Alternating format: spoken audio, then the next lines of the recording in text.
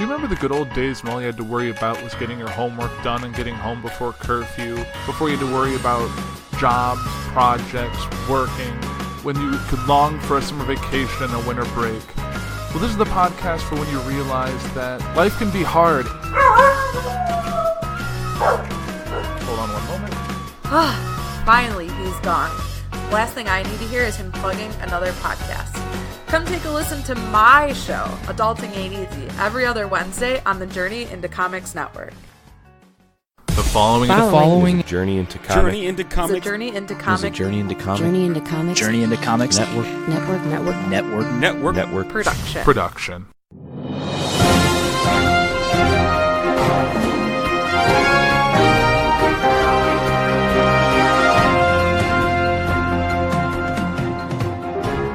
Welcome back, ladies and gentlemen. This is another episode of Puhr 360, the show that covers topics of importance, and none is more important than what we're talking about today.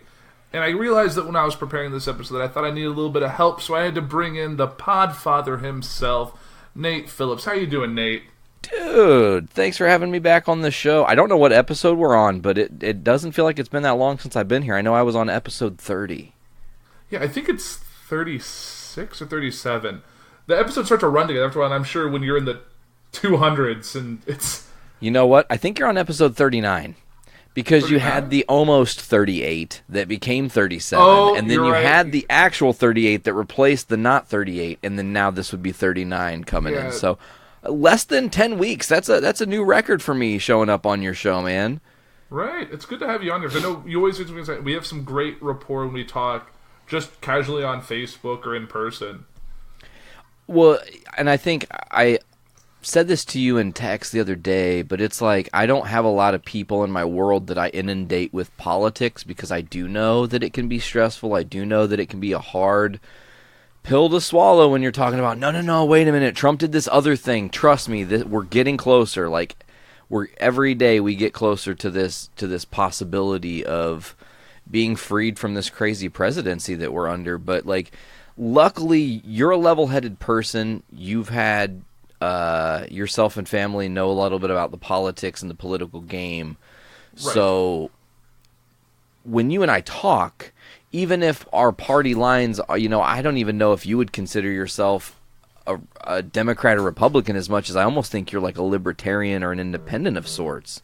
You kind of have that viewpoint, Right, because so my father's a Democrat. My mother kind of just votes the way my father does. They're kind of aligned that way.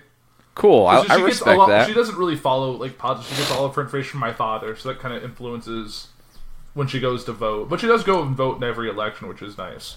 Totally, and that's how you get your voice, man. I'm a firm believer of that. Like, I don't remember, it was a non-major election. I think it was like the 2014 midterm elections. I did not vote, and you know what? I didn't really say shit from 2014 to 2016 about what was going on because it was just like, well, it is what it is, man. And guess what? And I think that was the year that Republicans kind of took back some things and caused that kind of bland final 2 years of Obama's presidency. Right. I think mine was 2012. I don't know. I was in the middle of college stuff, and it just kind of... I was doing the absentee stuff, and I just kind of missed my chance to do it. So it was one of those, I didn't get the absentee in time, and I had no chance to, get to Illinois, or get to Danville to actually vote. Yeah, and you're going to want to drive in on a cold November Tuesday, Right, and that was Romney. That was that year. Oh, yeah, that was a relatively close election, all things considered. Yeah, absolutely. And obviously, we got the second term for Obama. Maybe not a lot got done. Maybe he made some mistakes, which I'm sure. Yeah, that was the. I mean, I was kind of jumping there. That was kind of the whole beginning of his lame duck presidency. Exactly, and obviously, I think, and this is good to bring up here early on in this show because, at least from my perspective, it's bizarre how if you were to take every circumstance happening this year, and I want you to bump it back into 2014, 2015 during Obama's presidency and say this is his problem and these are things he's done, would the people who have been elected by the people be as silent or complicit as they are now? Or would it be a total chaotic uproar? Right. That kind of reminds me. There's a thing I liked on Facebook a while back. So sometimes they show things, and it was the Now This Politics, which is like they kind of just do like videos and stuff. But they did one. I think you've seen them. Probably shared several of them. Honestly, because there was one I saw just the other day where it was a bunch of like Fox News and majorly conservative like media outlets talking about like Obama and all this stuff, like with his golfing, his vacations, and some of his things he's saying, and like his off the cuff, like how when he's under a teleprompter he's good, but it's like all the stuff they took and just condensed it, and it's all things that like could be said about Trump now. So, and it's just like funny that they're all fine with everything he does now, but when Obama did things much more milder to what Trump's doing now, they were up in arms. Well, like, you remember, like, the biggest thing they were upset about was that when Obama wore, like, a beige suit, and they call that was, like, disrespecting the office. Yeah. He wore a tan suit, and they jumped down a motherfucker's throat. Now, here's the crazy thing, bro. And I want to look at it, again, you got to look at it to all angles and all perspectives, because now you have an uprising of people in the current times who are not cool. They're like the Resistance versus the Galactic Empire in this thing, man. And I'm just, to be allegorical, Darth Vader's got to go, if you know what I'm saying. Or the Emperor Palpatine has got to go, however you look at it. But I don't think there are Democratic folks right now doing anything to any level of extremities that were being done when Obama was in president, when you literally had Republican-led people leading fake lynchings of dolls. That really happened. That. Burning dolls that look like Barack Obama. Well, you remember during that time was actually when Trump was doing his birth certificate thing. Because he was approaching movement. Running for office in 2012 and like 2010 and all. Like he was testing the waters with all that, and he was the big front man for that whole is he Kenyan? Was he actually born here? And I remember that whole big thing, like, and then and now Trump can say like he's the most criticized, disrespected president in history, which is, wow.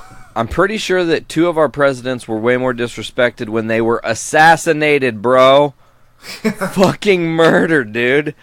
Like, do you think when Lincoln at the time, when he's like, yeah, just no slavery, like, how many people, like, probably wanted just to murder him in the street? And they did, but yeah. They succeeded in that goal, quite literally, right. You know? But, I think, you think about the extremes, and and then there's the whole snowflake politics, and then, like, calling people snowflakes. I think that's horseshit and you know it, the most thin-skinned humans in existence are, and I'm not going to say Republicans. I think that's a poor thing, and I think we need to get away from using that term. And I'm not saying there aren't Republicans, but what I'm saying is, while there are Republican folks, they are the people that are not behind Donald Trump, okay? They are the party of old, kind of the nostalgic way you look at politics, almost like Reaganomics, I guess you'd say. But there is a different class, a subclass, that's the Trumpers, I guess you'd call it. Right. It's like, if you think back of when the Tea Party Republicans were a thing. It's a faction. It's a subgroup of the Republican Party that has a more extreme agenda. And they're just aligning with someone they see to get their agenda across. This is like the dumb Tea Party. Because the Tea Party was made up of very intelligent people who had some kind of bizarre, almost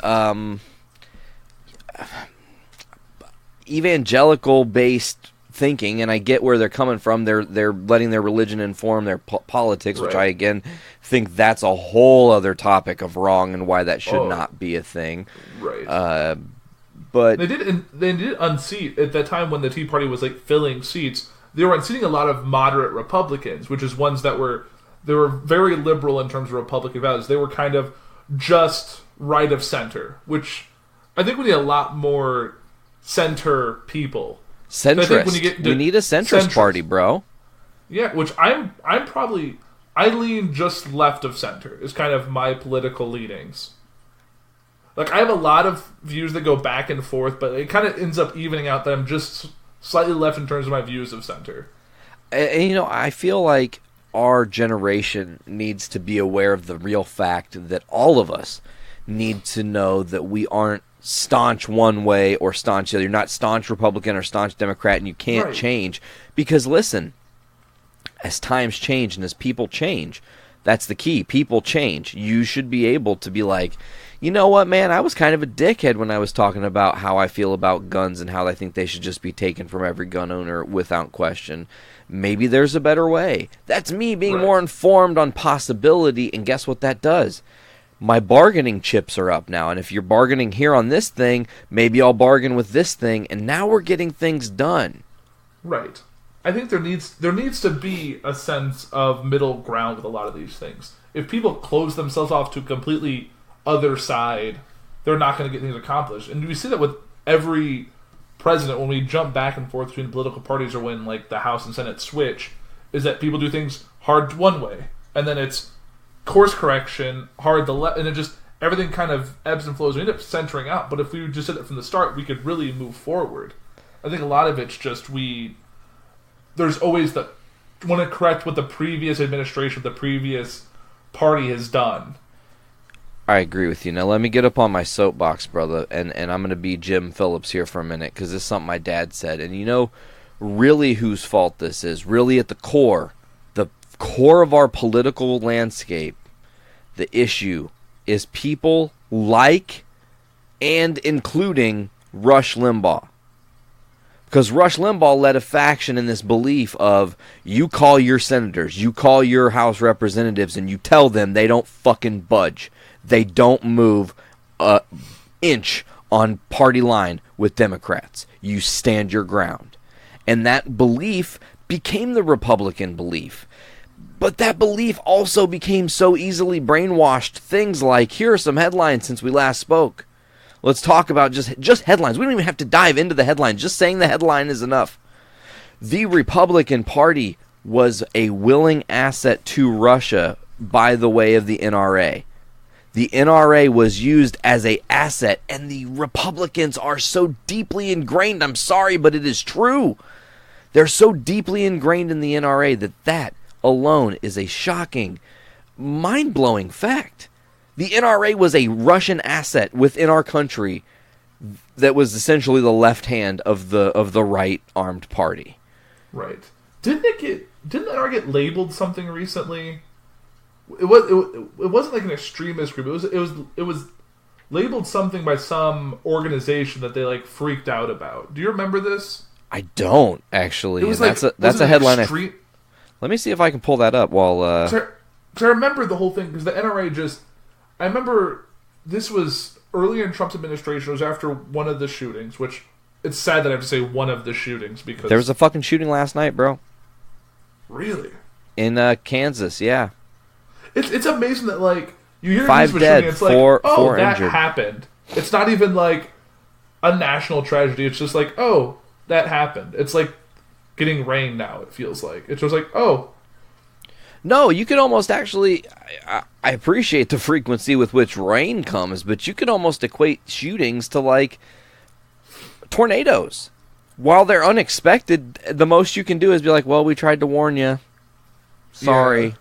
That's the best we could do. And, there's obviously actual reform that could go into to gun laws and looking at... actually... NRA, San Francisco did in fact declare the NRA a domestic terrorist organization. That's what it was. And I do recall that. It just didn't, it pervaded me because I forgot it was a city that did it and not a state. Right, I thought it was like an organization, like the organization that like determines like hate groups did something like that. But yeah, they did. They determined that. And of course now they've also... Now, and let me ask you this real quick while we're on the topic of hate groups. What do you think about all these new things that have been banned or taken away because of the rise in white power? You've got what used to be, and I'm going to only do it on this video because I have to show you for visual representation, but the OK thing, or the smoking a doobie, as it kind of looks like, I'm just saying, that's what it used to be, has now become white power, which is fucking disgusting. Bowl cuts are a sign of white power. That is real. Look it up. It has been labeled officially. That's crazy. That seems a little ridiculous, because bowl cut just sounds like a sad childhood more than a white power. Which could be both, actually. Right. I'm just saying. I don't use the OK symbol. I'd probably be more upset if, the thumbs up became, synonymous with white power. But, aw, man. God damn it. I love the thumbs up. Yeah, me too. Well, I remember hearing something like a Disney character or something did, the OK symbol in a picture, and, people freaked out. I'm like, the guy probably didn't know what he was doing. He was probably just everything's okay. Yeah, it's great. Totally. But then there's been people that have been... Sometimes a symbol is just a symbol. It doesn't have greater meaning. That's the great argument. When gay used to mean happy. And exactly. It still means happy, but it's a different happy. And I'm just going to be honest, fag used to mean cigarette. It's a different lingo. It's not... Right. But times changed. The 80s happened. The 90s happened. Words became weapons because kids were, bored and decided that that's what they were going to do, was bully the shit out of each other. And man, right. And that whole thing with giving words greater meaning or symbols, gestures, goes back to that whole snowflake argument regarding how people get upset over minutia that you see on a regular basis, things that used to not have a greater meaning, and how it's and the people get upset calling someone a snowflake while being upset, proving that themselves are a snowflake, which is some snowflakeception that is happening. Snowception. Well, I remember seeing, I think I saw a picture, it was a meme that was shared, when that young girl, sailed across for the climate accord talks. Greta Thunberg. And right. And how, I saw a picture of, a guy in this big, diesel truck with, smog rolling out of it, and said, take that, Greta. I'm like, can you imagine being so upset by what a little girl said that you have to, label the back of your giant pickup truck that, screw the environment? So let's clarify for your audience here. The quote, actually on the back of the truck, because I've seen the picture, you know this very well, is, fuck you, Greta. An adult man put on the back of his giant diesel truck, fuck you, little girl. I just want you to know that's America. Yeah. And actually, someone pointed out that the license plate was Swedish, by the way. So it's actually most likely a Swedish person. And I did a backwoods Swedish person. Yes, I did confirm Still a this. grown man. But there is a skeleton in the back of the thing as well, like a fucking Halloween decoration skeleton. And it's just that's what we've become. This generation, the baby boomers, I hate to say it, the generation that's going to fucking destroy this country if we're not careful. I mean, they are destroying our planet, and then when we want answers for why, they're like, shut the fuck up, we want more money. Yeah, that's what it comes down to. They want money, and that's why they aren't bending to saving this planet. We're all fucking doomed. It's not even America, it's just the world as a whole. Because we saw the crazes happening in the Amazon, the lungs of the world that are being destroyed to make room for agriculture and industry. It's a bad idea, bro. Which does us no good if the Amazon ceases to exist, because then we'll just all die. And given say in the weirs of that global warming is a myth that people say there are. Even if we're wrong, doesn't at least making things better and trying to use renewable resource stuff, isn't that still did a good thing? Even if it didn't matter, if this all was a bit, so it's I don't know. I'm just thinking about the show I watched, The Good Place. I'm gonna dive off a deep cliff here for you. Right. Because when you start asking questions like that, why doesn't making our planet better make sense? So just even if it's a good idea, even if there is no global warming, which, by the way, there's definitely global warming. The shifts in the pendulum swinging so violently from our hottest summer to our most. I mean, think about just last year we had a negative 22 degree day before wind chill. That's subarctic temperatures, okay? Right, and we had That's the never wettest happened May before. on record that destroyed the crop industry this year. Like Thank you. that's going to make vegetables next year crazy expensive And harder to come by. and harder to come by. Like people didn't get stuff planted until like after Memorial Day, which is unheard of. It's bad. It's not good. The ground was too wet. It wasn't taking seed in, and even if you put seed in it, it would just fucking bubble to the top because more rain would just drench it out. But I remember driving on the highway and seeing like lakes in the middle of cornfields. Like that's stuff that shouldn't happen. correct. And But, and it makes me afraid for what winter we're gonna have this year, given the rest of our seasons. I mean, exactly. And the ramifications from having a more brutal year every year we endure, I mean, on our bodies, it's changing our everything. People are becoming more depressed. Wonder why that is. Maybe it's because seasonal depression is a real thing. And when you get trapped in your fucking house for a long time and you have no escape and nowhere to really go because of the weather, and I don't mean like I'm saying, yeah, you go to your job and you have your miserable existence doing that or whatever and you fucking loathe it and whatnot. But other than that, you're not going and seeing your friends. You're not having a good time because it's just so fucking gross out that you don't want to leave your home. Right. Exactly. That, people just get lost in this, dark depression. But to shift back to, energy efficient, making our planet better, my thought's this. If our whole planet took that up, we're going to create renewable energy across the board. We're going to take away every living human's cost of electricity. It's not a charge you need to have. You live on this planet. Our planet creates our energy. You get energy. You live here. That's going to do what? It's going to boost that economy. Just a pinch. It's an ever so slight move the needle in the right direction. It's also going to encourage people that, guess what? Hey, you know how you just got that little bit of a bonus from us from not having that energy bill? Well, we're going to put it into a stipend. The deal on the stipend is over the course of 12 years, you're going to put X amount of money into it. It's going to pay for your house to have energy efficient panels or energy efficient fucking whatever you choose to do to help the environment. Because what are we trying to do here? We're trying to look like an advanced civilization so fucking other alien species take us seriously, because right now we are the Trumpers of the whole entire universe. It's the Clark Griswold driving by. Oh, roll the windows up. Roll the windows up. Keep going. Exactly. Just ignore them. They're not. We're not here. There's gonna be no Star Trek First Contact here. Wally World is closed, bro. There's no life down here. Let's keep driving. There's no intelligent life. They look at us and they're like, why is their first priority not saving their planet and not battling each other over senselessness? Right. It does not make a lot of sense. And it's not like it's just because the people who are in charge of making these rules aren't going to live long enough to see the negative effects of what they're doing. They could give a shit less, man. Like most people that are making these things are going to be dead before. Well, I'm not going to say 2030, but let's say 2040. Yeah, I think that's a fair assessment. I think 2040, that's 21 years from now. For some of these folks who are in their late 70s, I mean, no offense, man. The amount of stress on his shoulders, you think Don T. Trump is living to be 100? I don't. No.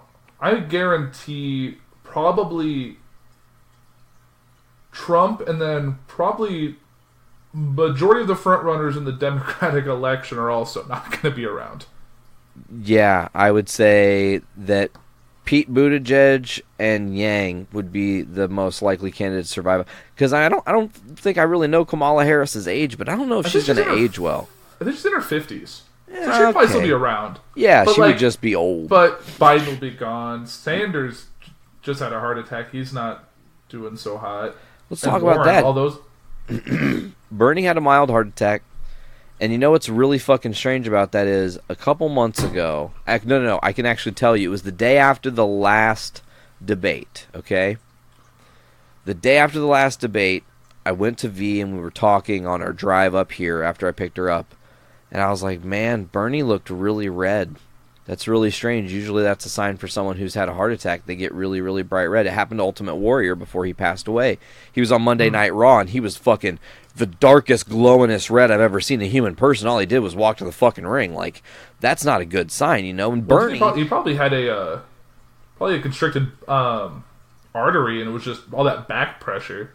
Yeah, totally. But, you know, Bernie, he goes, and they didn't really notice because his intensity rises, his blood pressure rises, he gets redder. Of course, it kind of makes sense. But if you saw the video, did you see the campaign trail video? I think I saw part of it. I don't think I watched the whole thing. So he was sitting there, or he was standing, let me clarify, it's very important. He was just like outside, like doing a... No, he was in a little convention, like, with his constituents or people that he wanted to talk to, people that were Bernie supporters. He was standing on a little tiny stage. It was, you know, in like not really a bingo hall, but that's a good example, I guess. And I get what you're saying. That like size. a VFW or something, like not a banquet huge hall, place. Yeah. Thank you. There, again, maybe 100 people were in there, and he asked for a chair, and they got him a chair. He sat down immediately.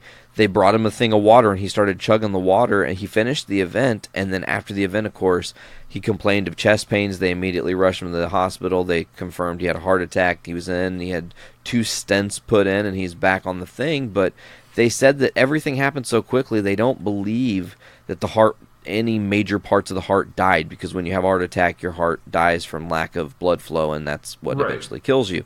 So they said that he seems pretty good, and he seemed even more upbeat after he was released. His energy was good. They put a stint in it, probably made him... Well, I remember just hearing when Kevin Smith had his heart attack, when they put that stint in it, said it made him feel a ton better because that constriction was gone. Like, because even though it's still getting blood flow, it's like trying to breathe through a hose that has a kink in it. As soon as that kink's released, you're finally getting some air. So he probably feels 10 years younger. Exactly, and what's that going to do for him? I mean, it was really crazy, the turn of events. He just got the biggest campaign donations of the quarter. He had $25 million in campaign donations. That's all small donations, no $1 million backers, no super PACs, anything of that nature, which he wants to actually, he came out with his campaign plan, and that's one of the things is if he is the front runner for the DNC, he is refusing super PAC donations. I heard it was corporate and super PAC, wasn't it? Like he didn't want big investors influencing the DNC convention. Exactly. He wants it to be the people, which is huge. I think that's a very big thing. I think that he has a chance. I do say the heart attack hurt his chances. I think Joe Biden... Go ahead. No, you go ahead. I was going to say, remember, in 2016 when, those, behind the scenes of, Hillary not looking so hot caused a lot of... you worry about their long-term health. Yeah, that's that whole, you see what Trump looks like and what he does, and they're like, it's fine. He's fine. He's the healthiest president we've ever had. Yeah, okay. Well, I mean, that's what he tells us, right? He's 6'5" and 180 pounds. He's fine. No, that's not. Man, you have his stats good, bro. You're like a player card. I'm pretty sure he's only 6'1" and more like 380 pounds, but that's just me. He might be only 305, just to be fair. I don't know if he's over 3, but I don't think he's as tall as he... Because I was thinking they put him it's like Trump 6. Whatever, I think it was. Well, I don't know if it was 6'5", but he's a tall guy. But next to Obama, who's actually that height, there's a. You're like, wait a minute, some math is off here. I'm not sure what's missing. But no, I was just to go back to the candidates. Bernie's hurting from that heart attack. Right.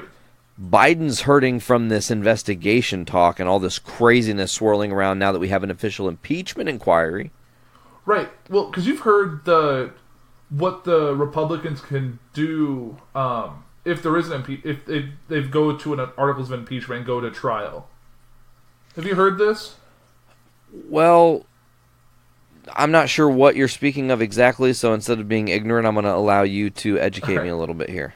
The Republicans are allowed to subpoena, because it's a trial. There's both sides, so they're able to, they can call Joe Biden to the stand, Hunter Biden to the stand, and ask them any questions they see fit in this trial to try and steer the trial to, at the very least, get Biden in some trouble. So essentially shift the narrative.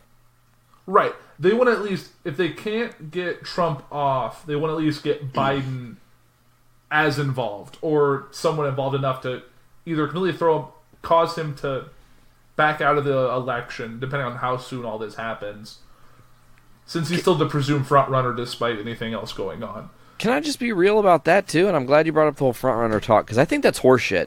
I think that is a big pile of horseshit. I don't believe Joe Biden is the front runner.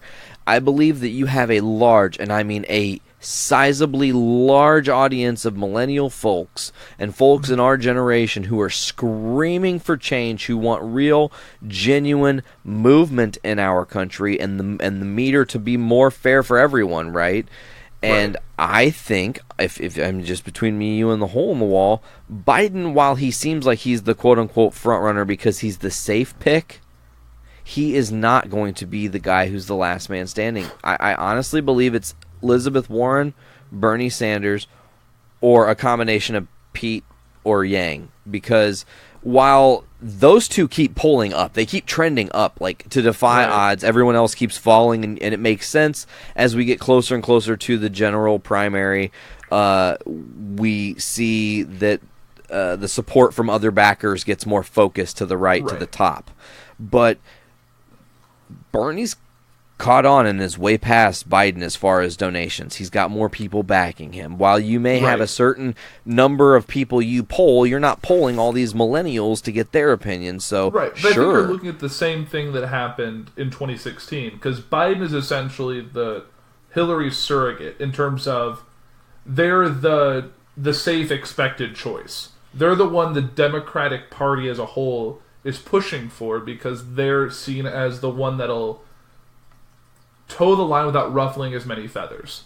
Correct, and is unifying enough to get everybody on board. Right, because what they're trying to push the narrative is that Biden is Obama's third term. Or, did I say that right? Yeah. Yeah. Essentially, it would be like Obama being elected again, which I think is a dangerous play. To speak about Barack Obama, there is a very large rumor in the windmill that I want to address on your show, as there's rumblings that he will back Andrew Yang for president. Really? Well, Yang is someone he appointed. He had Yang as his one of his cabinet members of some sort. He was something in the entrepreneurship. I don't fucking remember. I don't know if he's a cabinet minister, but he might have been a special advisor. Thank you. That's what I'm looking for, yeah. Yeah, it's interesting to see, because I think because the whole thing that, at least what Biden has shared, is that that Biden didn't want Obama to come out and endorse him or like stump for him, whatever. He wanted to basically try and do this on his own. But I think that's just because he didn't want to be put in the option of Obama not endorsing him. Yeah, because it's assumed that he would. He was his running mate for 2 terms. It just makes sense that he would be his guy, because he knows that guy pretty well. Exactly, and it looks bad if he goes against Biden. It looks like, why wouldn't you vote for your boy who could just give you another presidency run? Everyone still loves the whole Obama Biden like bromance, like the science bros of the real world. Just telling you, they were the best for their own right, and they they had flaws, sure. Every president has had stumbles along the way and trips and falls and things go wrong. Right. I'm still, not to pivot again, but I'm really honestly, I think we've talked about this, that Pence is still very much on board with everything, given his background and his upbringing and stuff. Do you think he'd run away from all this? But I think we've talked about this and you have thoughts. Well, my thing with Pence is it's running so much deeper, and now it's proof, man. And I don't know if you heard this or not. Trump has said, if I go down, Pence is coming with me, because Pence has done just as much, if not more, to the things that would be most likely questionable. And of course, Trump didn't say things about being questionable or whatever. But if you have a president that tells you to look into his vice president and just throws him under the bus, it's because he knows they're going to find some shit. He's not, or just to get. Trump's not going to take accountability for anything. He's going to, if you could have Biden take the fall for all of it, not Biden, Pence take the fall for all of it, he would. It's the same reason he let his lawyer take the fall for all that stuff. Michael Cohen. Yeah. Hush money payments to Stormy Daniels. I got it, bro. I know the history. But it's interesting because we had this thing happen where the news cycle was kind of stagnant. Things were kind of just like, well, what's going to happen with Trump? And then like a humongous story breaks. There's a whistleblower report. There's terrible phone call that happens that Trump has called a perfect phone call, an appropriate phone call. It was a fine phone call, but it has to go on a special server. I think that's very bizarre. Yeah, that needs special level clearance, which for I think it was stated as a congratulatory phone call for the Ukrainian president's recent election. Correct. But it got tucked away and then not talked about. And the whistleblower was the whistleblower sort of enough said that they had to release it, but they didn't release a fully redacted transcript. It was a summarized transcript by the person who was listening to the phone call because, like you said, all phone calls involving the president has other people on the line that are taking notes. Correct. That's just the notes nature of or if you're led to believe what Trump said himself, an actual stenographer, a professional stenographer was on the call reciting word for word what was said. And if that is true and that comes out, it's over. And here's why. I don't know if you saw this in the headlines at all, but it has been confirmed by several people that while there are ellipses in the loose transcript, this transcript is missing about 20 minutes of conversation. It's a 30-minute phone call. Confirmed. They had 30 minutes of phone call. If you take everything they said in the transcript and you read it just like a normal conversation, it's only about a 10-minute conversation. Right. Exactly. So what does that mean? It means that the things they did not want the people to see were not put on this transcript. And who did this exact same thing with transcripts many years ago involving the Nixon tapes, I wonder? Yeah, and that was also involving back in the time that was just, everything was recorded. All phone calls went to a little tape recorder under the desk, or all in-person conversations. And then, the couple tapes just vanished.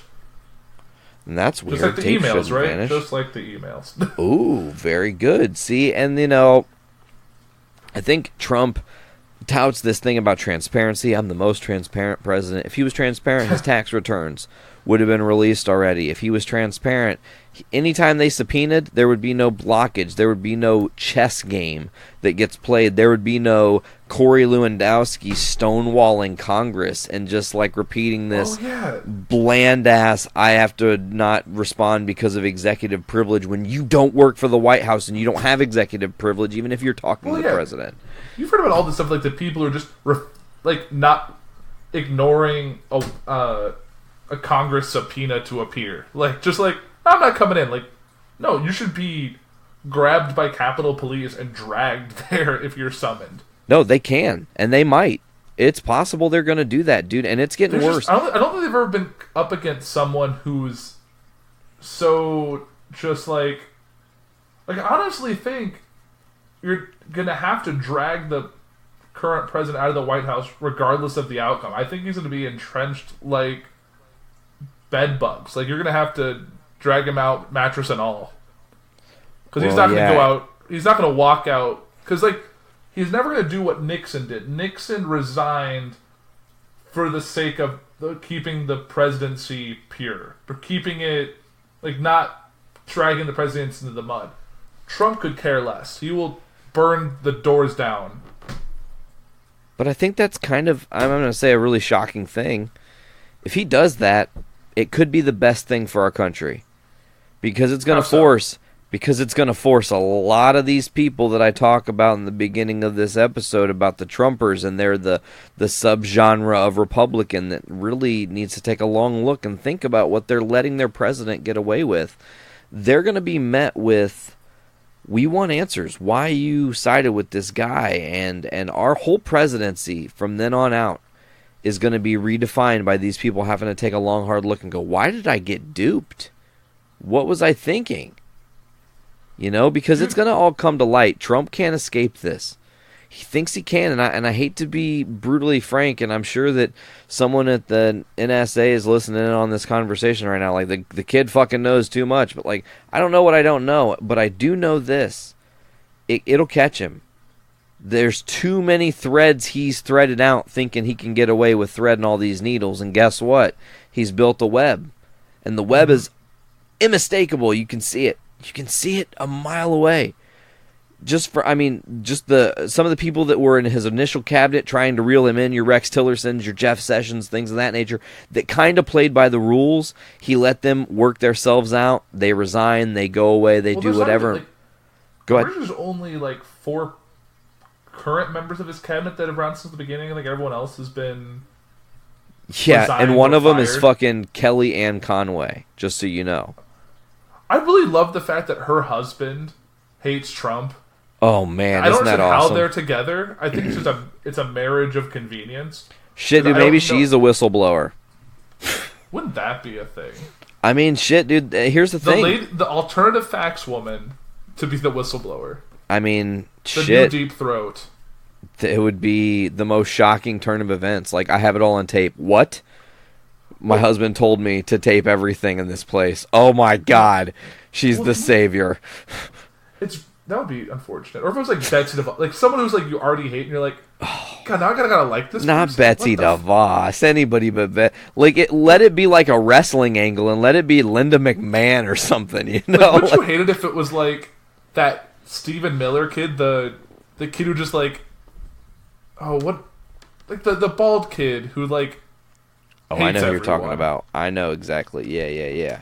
Like, imagine it was like him. You'd be like, how's it going to be talked about? They're going to make movies about this kid. Well, I think it's crazy, because now there's a second whistleblower, and the second whistleblower showing up is a real, like, humongous target on Trump's back, because the second whistleblower is coming out saying, unlike guy A, who only had the second-hand knowledge, I'm guy B who provided it firsthand. I lived the experience, and here's what my story is. Right. Now, Congress came out today. They've already talked. Like, they're considering putting this person on the stand and having their face altered and having their voice altered for national television and not allowing any other cameras in other than the ones they approve and shit. Like, they're thinking about putting this person on the stand publicly just to say, like, okay, Republicans, you really want to do this. So they can't put it behind closed doors and have it misconstrued. Exactly. It can't be this whole, like... Well, and this is the whole other thing, too. Like, I watch a lot of news, and you hear people who work in Washington say... You know, privately, I talked to these Republicans, and they denounced the president. They said that they would vote to impeach the president. But then you ask for their public statement, and they're either silent or complicit. And that's the thing that's scary. Well, no one is brave enough to just go, fuck you, dude. Well, they're just afraid that if they go against him and it backfires, they lose. It's just fear. Isn't it worth the gamble of our fucking nation? Like, the thing we actually believe in, the thing that we're all supposed to be like, oh, we have this great place, we're all supposed to be free and have equal voice and everything, right. And like, we've tried to continue to move forward to that progression. I mean, think years and years and years ago, women couldn't vote and blacks weren't allowed in certain places, and now we're definitely not there, but we're definitely not where we need to be. Right. I don't know, man. At the end of the day, I think they're just looking out for their own self-interest. They're no longer representing us. They're representing the people who pay for their extravagant lifestyles, which is how the lobbyist thing has become this crazy. Because I remember I was really, early on in Trump's I was really proud of the fact that he was standing up to the NRA, and then he had a closed-door meeting with the NRA, and then was their biggest fan, because they probably wrote him a big old check. They said, hey, that's man, all they have to do. Here's some shut-the-fuck-up money. Now shut the fuck up. And Trump was like, oh, my God. I was like, holy crap, like... Because remember, Trump was like, on the news talking about, like, you can't say anything. You're being paid off for the NRA. You're paying off for the NRA. It's like, they didn't pay me off. I can say whatever I want. And then he had a meeting, and that was it. I was like, So now I want you to think about something, to go back to coverage we talked about earlier. The NRA paid him, you say? The NRA, you mean the Russian asset the NRA paid our president? Why does this still feel really fucking fishy, man? Yeah, I kind of just want this all to be over. I'm so sick of all of this. POTUS fatigue, man. It's real. Like, say we build up, like, presidents had in the past, but I like the fact that I could go weeks without knowing what was going on within the government. Unless it was a big, important story that was breaking. Well, you've seen, like, since everything's come out, since the whole Ukraine tape, since people seen that Trump's become like a mob boss, and the things he said on Twitter, like, let me reveal the whistleblower to me. I want to see him with my own two eyes. Like, he's gonna give him cement shoes. It seems like he just wants to make that guy disappear. What do you think about Trump's tweet today? What did he tweet today? I've avoided Twitter today.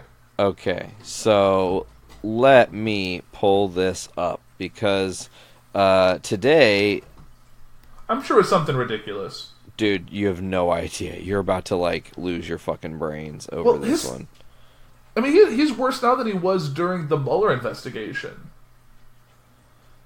Because the Mueller investigation was just witch hunt, witch hunt, witch hunt. Oh, yeah. I am exonerated. One word, witch hunt over and over again. Okay, so as we talked about a few minutes ago, Trump pulls out of Syria, man. And he just left the Kurds to fucking die. Turkey is invading and bombing them as we speak, as disgustingly gross as it is to say.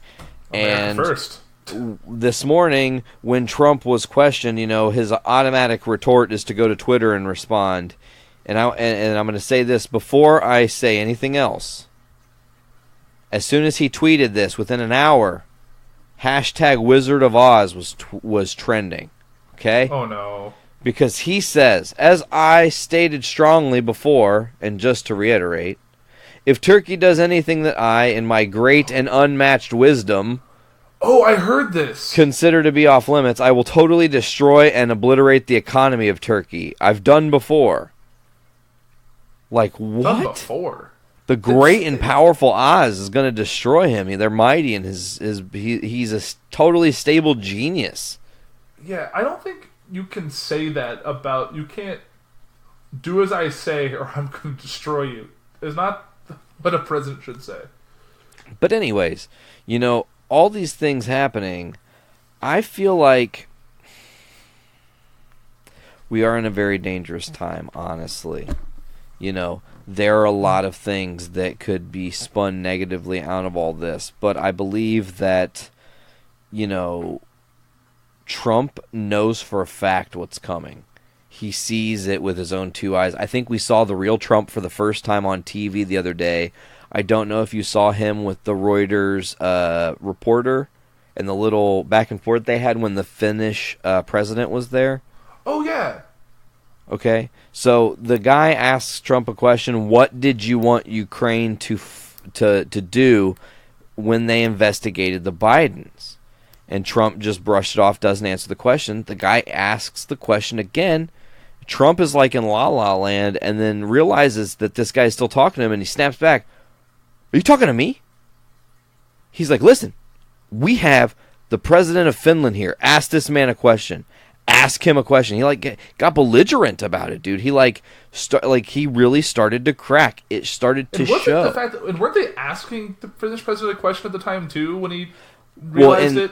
And the guy said, he's like, I do have a question for the Finnish president, but I want to give you an opportunity to answer the question I have asked. And Trump's response was, I've answered everything.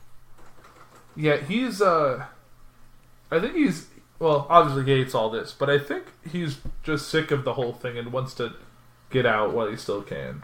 If he wanted to get out while he's president, but you realize that, right? Well, you can say that, bro, but here's the reality. Let's spin the narrative a little bit different. You can tell people, oh, Trump never thought he had a chance. Trump never wanted to be president. But what if Russia did help him? What if he was aware Russia was going to help him? What if he knew the game plan all along was to sit back, play dumb, act like he had no idea about politics, an idiot savant who got lucky, who can just totally destroy and literally make every change to help who? Vladimir Putin. And Assad, if you want to be super fucking real right now. Okay? Right. So, is he really just this idiot that's just blindly making decisions that are helping them? Or if you look at it, has every decision this president made, big, small, or indifferent, led to the help towards Russia, led to the help of making Russia more powerful and in a better position than they were before Trump took office? If all signs point to yes, and I can guarantee you if you did some back-checking and some fact-checking, you would find that they almost always do. What does that tell you about this man?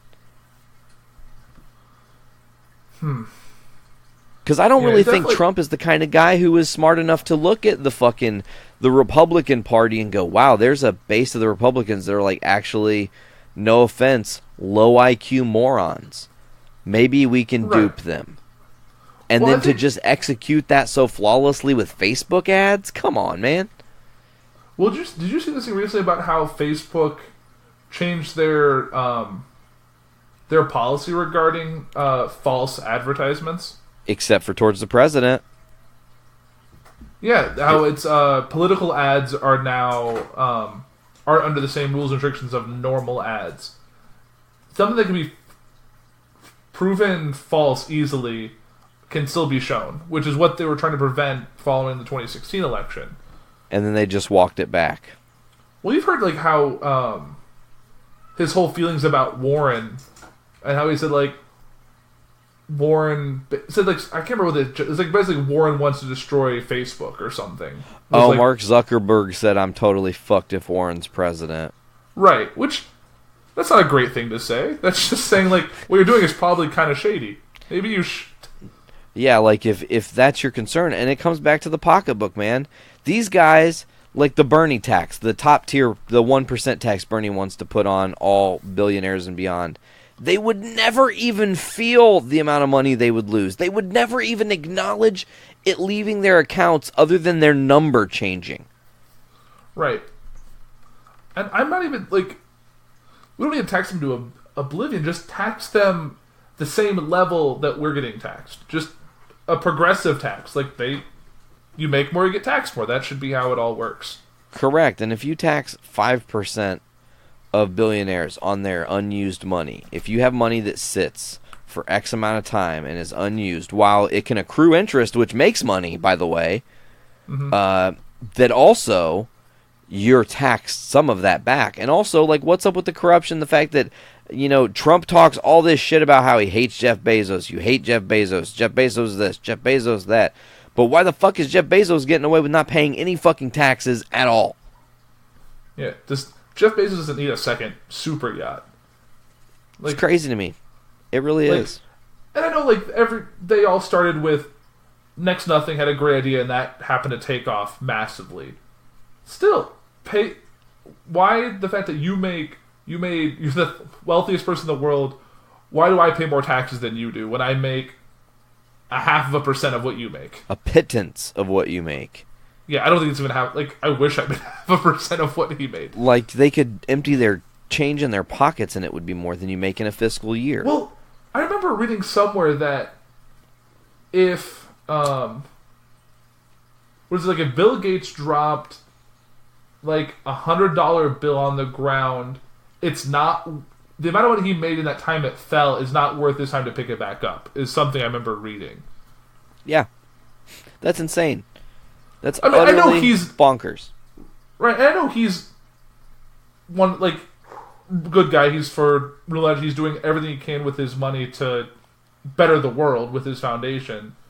But still, he still makes a crazy amount of money and will for the rest of his life and beyond. And I think Bill Gates has kind of like been almost like the Warren Buffett too. He has the same viewpoint of like, please tax me more. Please make me more accountable, because then I can feel even better about my money doing something, but I can only put my money in so many places, you know? Like, he can only do so much as a person. Well, and the money used in the foundation is not taxable because all charitable giving is under different rules and restrictions. But exactly. Yeah. So I want to know your opinion on something, man, before we get too far, because we're kind of starting to get on, and I don't want to lose sight of this because I really wanted to discuss this with you. Yeah. What are the possibilities in your eyes that we actually see Trump impeached and possibly removed from office? I'm glad you brought that up, because I know we talked about this before, obviously off in person to person, but through... I think we'll get to a trial. I think the House will do the articles of impeachment. They'll pass that. They have the numbers, as far as I'm aware, from the little bit of research I've done on it. I think the Senate will bring it to trial, but ultimately, I don't think Trump will be impeached. I think something else, as of this point, if something else comes out, like if this thing going on in New York, and they get the 8 years of tax returns and show all of the foreign money, I think anything plus this point is chipping away at votes, because people realize that Trump is the sinking ship and not their scapegoat anymore, and that will shift votes. But I honestly think, like, and I had an article that I can share later about, even if he doesn't get voted out of office, I think the impeachment is going to trial. I think a lot's going to come out, because if he does get put on the stand and I don't think there's recovery. I think as long as this can get wrapped up, even if he doesn't get impeached, he will get voted out in 2020. I think it's inevitable he gets voted out in 2020. I think somebody in his cabinet today said that because of this happening, this impeachment happening, it's likely Trump will win 45 states.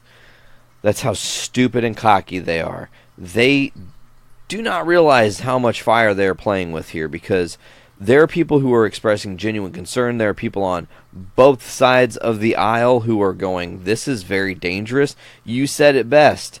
He is a sinking ship and not a scapegoat. And if that ship sinks and he takes the Republican Party with, guess what?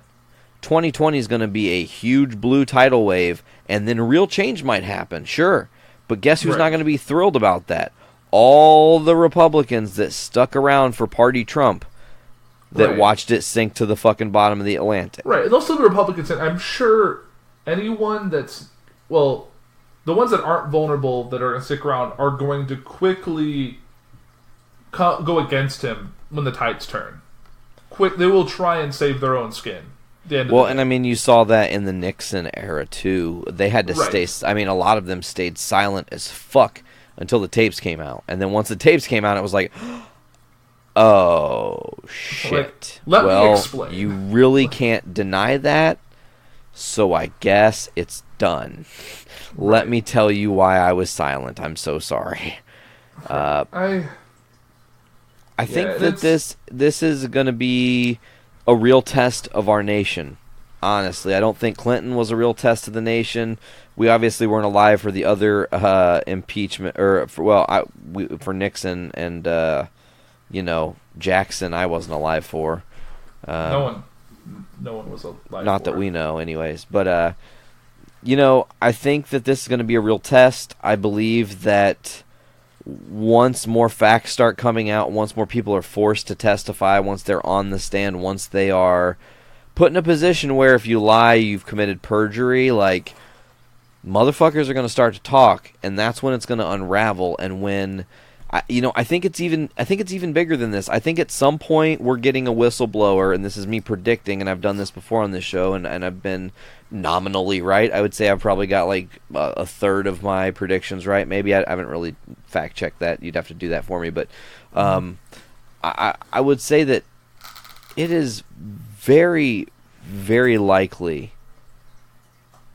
that he gets removed from office. And I think that it's going to come at this. And let me, real quick, just let me throw this out. Yeah. It's going to come at this. The meetings in Helsinki with Vladimir Putin, there are tapes, there are records, there are transcripts, and there are lines of evidence pointing to what's been going on. And I'm telling you, as soon as that proof comes out, Russia to Trump directly, it's over. It's the fall, man. There is no turning back. I think that if that doesn't happen, you're right. It is possible. It will definitely go to trial, but it might not lead to his, conviction and removal of office. But right, because even if they do vote to impeach him, they still have to vote to remove from office, because technically Clinton was impeached but not removed from office. He got to finish off the remainder of his term. Well, and you look at Nancy Pelosi, and she's a very smart bird, and you've heard, as I said before, Trump said you got to look at Pence, and they have been looking at Pence, because there's a lot of like, how does Mike Pence know that he's not going to go to meet the new or the new Ukrainian president, but doesn't know why he's not going? They didn't tell him. He wouldn't ask questions. He wouldn't raise questions. And right. like, he didn't know about the military aid being held up. Like, that's like, man. You can't use the idiot defense. You can't play dumb. Playing dumb doesn't work in this era, because if you're around it, man, you knew.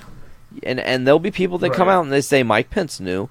And when that happens, what happens if they do? I mean, there are 3 people that they've said realistically could be impeached in this whole thing. Just in this phone call. Trump, Pence, and Mike Pompeo. Right. I honestly think... Well, I talked to you about this last week about the 25th Amendment. Yeah, which... And I know your point in disagreement was that it would lead to a Pence presidency, and then the Democratic Party will try and then eliminate Pence. Because I said the likelihood of 2 impeachments happening before 2020 are next to impossible. Well, I mean, I guess it just depends on how you look at it. You can't run because both those trials simultaneously. You don't have to, and here's why. You don't have to, and here's why. It's a RICO case, bro. Okay. Because if anyone who is complicit in this crime, Mike Pompeo, Rudy Giuliani, who I don't fucking know, whoever you want it to be, comes out and says, look, listen, I'll give up every ounce of evidence you need. I'll tell you where the bodies are. You give me immunity, and you ensure my safety, and I'm going to give you a list of people to get rid of, and I can prove that these people are all involved. If Trump and Pence are on that, just saying, man, I'm just saying, it isn't like they would actually have to do 2 impeachments, because again, it would lead back to Trump, and what's he doing? He put Pence there. Pence is helping him in his crimes. That means they're both criminals. Right, but you still have to... They can't just... You would, but what I'm saying is I don't think you would have to do a whole second round of investigating and trials and asking questions. You could literally just move straight to, are we getting rid of Pence, yes or no? Vote now. Well, that's not how the wheels... It can't just... Someone can't just call to a vote, let's remove Trump from office. That's just... It's not... Well, 1, it's never been done before, and 2, there's kind of safeguards in the Constitution that prevent that from happening. From like a party in power of eliminating the sitting president or vice president. So it would have to go through all of the bureaucratic hoops. They might try and rush it. And most likely if it's something that bad, the person will probably just quit and run. Like Pence, I could see just quitting and running. Well, and Pence might be the guy who's... Maybe Pence is the smart guy who takes the deal and says, look... Maybe Pence is the whistleblower. Oh my God, wouldn't that be something? Holy shit, change his story. Well, because if he does it, either he did everything out of loyalty to Trump, but was recording it as a way to be like, this is what I did, but I did it just to save his own skin and keep. Because that would be, like, if he doesn't even want, like, obviously he wouldn't get the office in that case, but he'd save himself some jail time.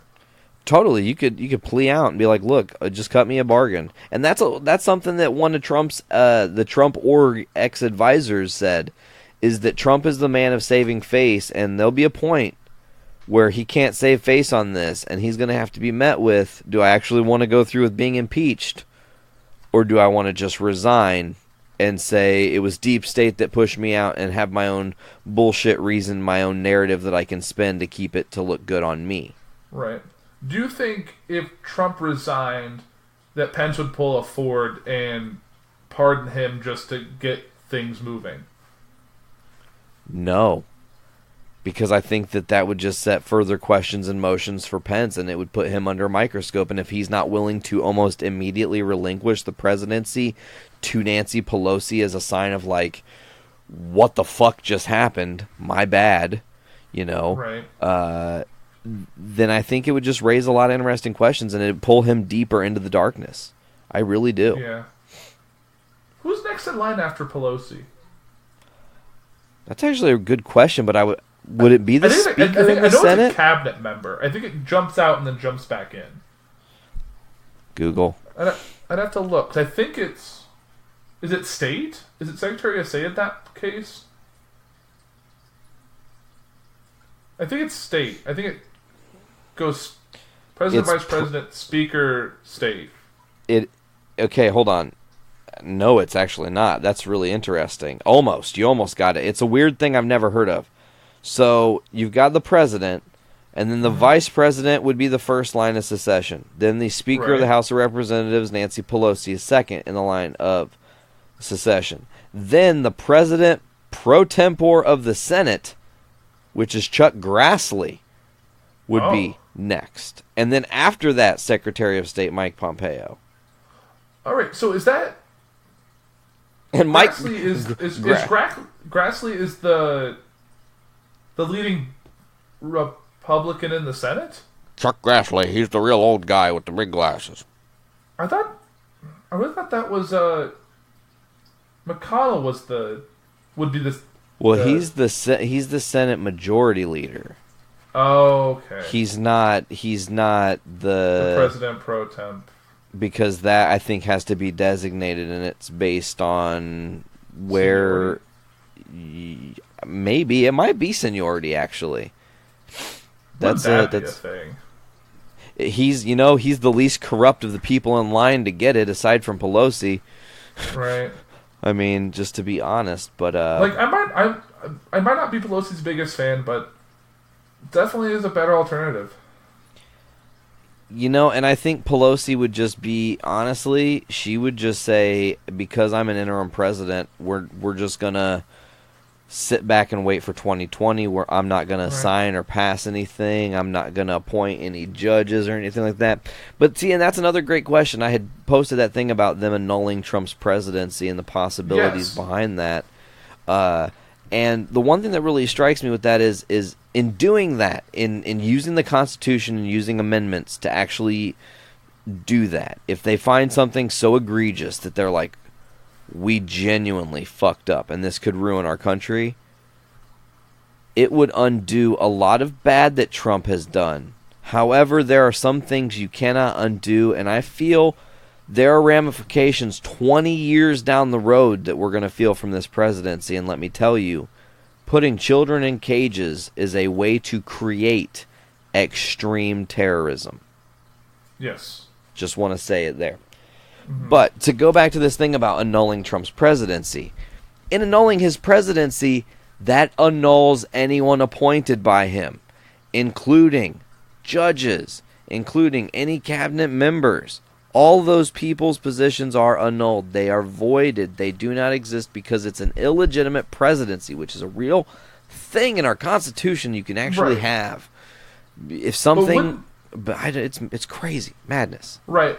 That's the only thing that I was thinking about this, is that all of the cabinet positions and judges were also voted on by Congress. He picked them, but Congress voted them in. It was like all of his cabinet. Now, and that's while that's great and all, when those people were voted in, which was during Trump's first part of his term, he had the majority of the House and the Senate. Easy to get things moving when you have the majority. Easy to get. And it was all simple majorities, including Pence being tie-breaking votes in at least a couple of those cabinet positions. Wasn't one of those being Kavanaugh? Didn't he tie-break the Kavanaugh vote? Did he? Or it was one of the major ones, one of the major appointees. It was. I don't think it was Kavanaugh. I think Kavanaugh won based on just Congress. But I think it was like Betsy DeVos. Yes, I think was him. Yes, it was very good. Yeah, it would be interesting. Like it would be. I still stand to reason that regardless of the outcome of this, Donald Trump's presidency will be studied for the rest of the history of the United States as a case study that poli-sci majors are going to do their thesis on. Like, it's going to be a couple chapters of a history book for sure. Well, and I've said it time and time again that Sorry, I don't. I just want to finish this thought before you jump in. No, sure, go ahead, please. I think, because I think, I think Donald Trump set a new precedence about presidential actions and behavior in campaigning that can be used by future presidents, regardless of side they are on, because he basically put off with anything that was normal and considered presidential and did his own thing that people that were president in the past never thought they could do. So I think that's going to be something that we'll have to see how it plays out in the future. Even if it's in a negative way, there's something like Trump did this and there were no real consequences. Well, and I'm maybe it's just behavior, because I personally think that the president should not have their own social media account that they actually use. I think the only thing that should leave the White House should be from their communications department. Correct. And I want you to envision someone like Bill Clinton or Barack Obama saying that an investigation against them was bullshit. Yeah. It's you're a child. You're a petulant child. You don't look like a leader to anyone. You look like Kim Jong-un too. You're having a temper tantrum. Exactly. Take the fucking bottle away and give him a passy. Jesus Christ. He's just pacing, writing these tweets out. And I don't even know why he even... I honestly don't know why they let him tweet. Because who the fuck is going to stop him? And he'll retweet, I would just... I don't know. I still love the fact that there was someone at Twitter that just deleted his account for, 6 hours. That still makes me happy. Fuck you, Trump. I'll deactivate you, bitch. What you gonna do about it? That's just the ultimate... Because it's also amazing that one person could take down what could arguably be said the most powerful Twitter account in the world. Yeah. Arguably could say it. The one with the most eyes on it, that you could tweet something that becomes news moments later. People report it on TV, people share it across the world. It can determine how world trade, stock market, all of that is affected. It's crazy, man. It's absolutely insane. I still also don't get the fact why Trump conducts all of his big addresses outside next to a helicopter so he can yell. That's funny. Tyler said the same thing, as did Brando. It's every time he's giving an address, it's always the helicopter's on and right behind him. He's just I'm going to tell you about the thing. And then China, if you're listening, China, I need you to investigate the Bidens. But you were saying about how this presidency will be looked at, and I think it's actually going to be what, as goddamn crazy it's going to sound, in some weird way, I feel like Trump is going to make America great again, because we're going to all have to take a long, hard look at the values and how we got here and be like, what the fuck, America? Why are we like this? Right. And then hopefully everyone's like, let's not do that ever again, and let's change things so we can never have that happen again. Right? Right. Do you think... Because obviously the U.S. will outlive Trump, regardless of the outcome. Do you think that there'll be... Because obviously we're not going to... The Republican Party is not going to cease to exist at the end of this. It might change fundamentally, but I don't think it's going to cease to exist. I think we might see a different Republican Party at the end. Maybe the new Republican Party, and they actually signify that it is called the new Republican Party. Well, because you even look back, the Republicans during the Lincoln administration are not the Republicans we have now. They were more Democrats, actually. Right. The ideologies of a group shift over time. And I think this might be a catalyst to that change. So then they're going to realize that the next Republican Party, or not the next one, but they're going to have to make a conscious shift to a more moderate standpoint. I think is what's going to happen. Well, yeah, I agree with you. And to real quickly touch on this, what do you think about these senators who are dealing with pushback in the more conservative areas, but they are moderate Democrats? don't know if you saw any of that. With the moderate Democrats, so the more conservative Democrats. Yeah, so there was a moderate Democrat who won a seat from Michigan, okay? Mm-hmm. And she was doing a town hall, and she started bringing up... She was one of the 7 freshman senators to write the op-ed about why Trump should be impeached. And she started to bring it up, and her constituents started booing her and were, like, really fucking gross and awful. Like, just the sludge of humanity just showing its head. It's like no class and no grace. Like, I hate to be like that, but that's just really what it comes down to. I really, that's the one thing I do really hate about the fact that what we've seen since 2016 and really leading up to 2016 is how it just gave people an outlet to just let their innermost, darkest thoughts out into the world. Like, unfiltered, man. There's no sense of, like, decor. And, like, people were, like, freaking out that the Joker movie coming out was going to cause chaos. And really, it's just... That's been mild compared to what's happening in the current world of politics influencing people.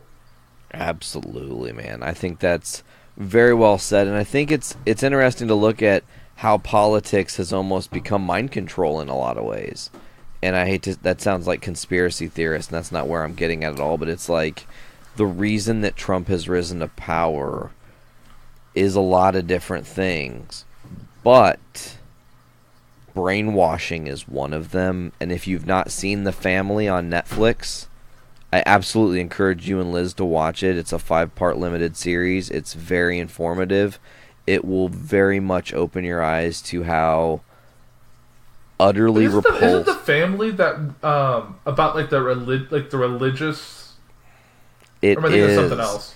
It is the religious family that have been around in like Washington forever. Correct. They are silent money that has been influencing, and they create... Well, I don't want to really spoil it for you, but... So it's almost like the Koch brothers to an extent? Like bigger. A more religious version of them? Yes, absolutely. And the thing is, they influence everyone, and they have no borders, and they don't play politics, and they say all this, right? But they just say that they believe in Jesus, that they don't believe that like essentially the concept is that they just love Jesus, and that's their religion. That's all they do. So, because every religion has Jesus, so that's a unifier or whatever. But they use that to influence, and that's how people like Maria Butina have been put into place, and things of that nature, because they play politics, man, and they play on a whole darker, more fucked up level, so much so that they call him the Wolf King. That's what Donald Trump is. He's the Wolf King. Because he is the ultimate duper of people. And it's crazy how they get you there. You just you watch it and you're like, holy fuck. These people have been brainwashed. Like wolf in sheep's clothing? Absolutely. You nailed it on the head, man. It's an utterly insane watch. I encourage you strongly, especially with your love of knowing politics and having knowledge and things of that nature. I think you would really walk away with something from this 5-part miniseries. Yeah, I haven't saved on my list to watch. I just haven't got into it yet. Because I saw it after I finished House of Cards. It was like, you should watch The Family. And I was like, what is this? I'd heard nothing about it before that. And I haven't even watched the trailer. I was just read the synopsis. I'm like, ooh, that sounds interesting. Well, there's your endorsement from me. Right. I'll have to check that out. Absolutely, man.